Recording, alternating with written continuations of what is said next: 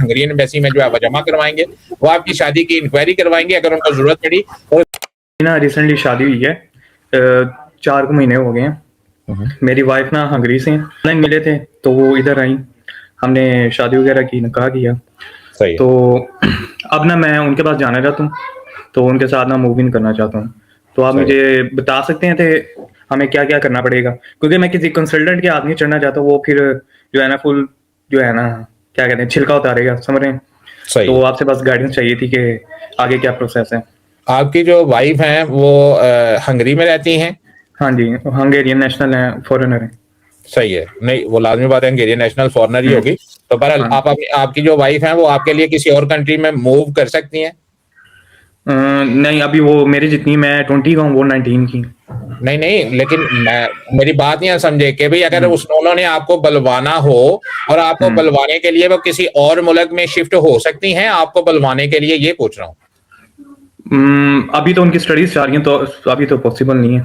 अगर अभी पॉसिबल नहीं है तो फिर आपने जो है वो स्टेट में यही करना है कि आपने हंगरी एम्बेसी से जो है वो फैमिली रियूनिफिकेशन वीजा के लिए हम्म, अपॉइंटमेंट अप्लाई करनी है।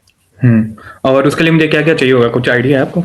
जी बिल्कुल सर, सारा कुछ आइडिया है। बता यही दें। बताना लगा हूं कि भी आपने वहां पे अपॉइंटमेंट बुक करनी है। अपॉइंटमेंट बुक करने के बाद जब आपकी अपॉइंटमेंट आ जाएगी, हंगरी एम्बेसी की हम्म, वेबसाइट के ऊपर ही सारे डॉक्यूमेंट की लिस्ट पड़ी हुई है कि आपने फैमिली रियूनिफिकेशन वीजा के लिए कौन कौन से डॉक्यूमेंट देने हैं। डॉक्यूमेंट्स भी मैं आपको बता देता हूँ। हम्म, आपकी वाइफ का पासपोर्ट लगेगा, आपकी वाइफ के जो वहां पे वो स्टडी कर रही है उसके डॉक्यूमेंट लगेंगे, स्कूल का सर्टिफिकेट लगेगा, हम्म, साथ में जो मैरिज सर्टिफिकेट है वो मैरिज सर्टिफिकेट आपकी वाइफ ने जो है वो हंगरी में जाकर रजिस्टर्ड करवा लिया होगा, हंगरी का वो भी हाँ जी। पेपर लगेगा।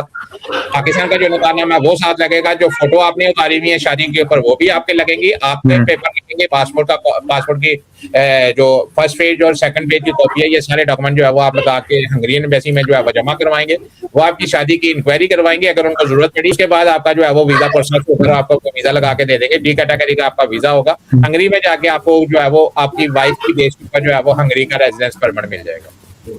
तो आप कोई मुझे स्किल बता सकते हैं जो मैं सीख लूँ आगे जाके, अंग्रेजी में मुझे हेल्प मदद मिले, क्योंकि मैं इतनी स्टडीज थोड़ी मैंने की, 11 तक की, उसके बाद मैं काम करने लग गया था फैमिली सपोर्ट के लिए। सही तो है। मुझे कोई काम स्किल क्या बता दी करते जो हैं? मैं सीख सकूँ। काम क्या करते हैं?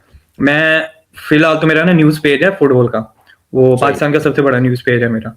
तो वो मेरा काम है इस वक्त, उससे ज़्यादा उस पर प्रमोशन वगैरह आ जाती हैं, वो करता हूँ। बाकी सही। तो ऐसा कोई स्किल नहीं है मेरे पास।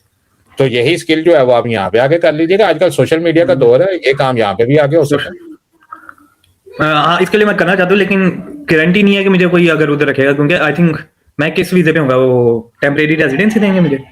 जी जी, टेम्परेरी रेजिडेंस देंगे और जब आपने वहाँ पे टाइम गुजार लेंगे 5 साल बाद आपको जो है वो वहाँ का टीआरसी में वो पीआर मिल जाएगी।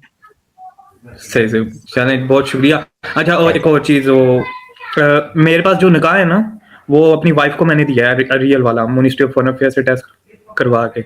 तो मेरे पास तो फोटो कॉपीज हैं इस वक्त, रियल मेरी वाइफ के पास है हंगरी में। जी तो बेटा, वो जब निकाहनामा एक नहीं मिलता, निकाहनामे 2 मिलते हैं, एक लड़की के लिए एक लड़के के लिए, 2 निकाहनामे मिलते हैं। एक आपकी जो वाइफ के पास है वो आपकी वाइफ का, दूसरा निकाहनामा आपके पास होना चाहिए। अगर आपको नहीं मिला तो आप अपने जो निकाह वहां है वहां से जाके एक और ले सकते हैं।